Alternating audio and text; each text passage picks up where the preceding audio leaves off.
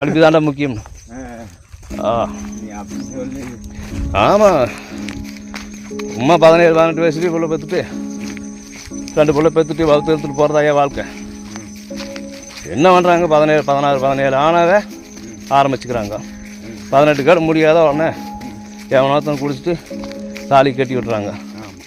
அதான் எந்த வேலைக்கு போவோம் அந்த வேலையுமே பார்த்து 2 வருஷத்துக்கு 2 பிள்ளை பெற்றுறான். அப்புறம் இந்த பிள்ளை 18 வயசுலேயே கிளவி ஆயிடுறான்.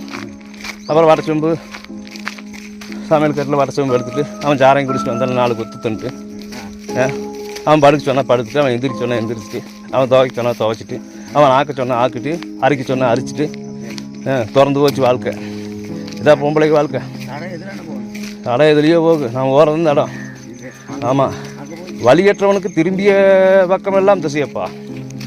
ஆதலால் நீ போகும் வழி எங்கும் ஊர் போய் சேரு. நீ எந்த வழியில் போனாலும் இந்த வழி ஊர் போய் சேரு. நம்பிக்கை தான் வேணும். அவள் சொல்ல மறந்துட்டு பாரு. அதனால் பிள்ளைங்கெல்லாம் நல்லா கடை மூட்டு 10 பாதம் தேய்க்கிறதுக்கு நாம் உள்ள பார்க்கக்கூடாது. பிள்ளைங்க 4 எடுத்து படிக்கணும், 4 வேலை படிக்க போகணும், 4 உலக நானும் தெரிவிக்கணும், 4 புத்தகங்களை படிக்கணும். கண்ணே எத்தனை சாமி படிக்கிறேன்? 7வது படி நல்லா படி. வாத்தியார்ட்டு போய் சொல்லு, போட்டாக்காரனை படிக்க சொன்னார். அப்போது வாத்தியார் குத்தி வச்சு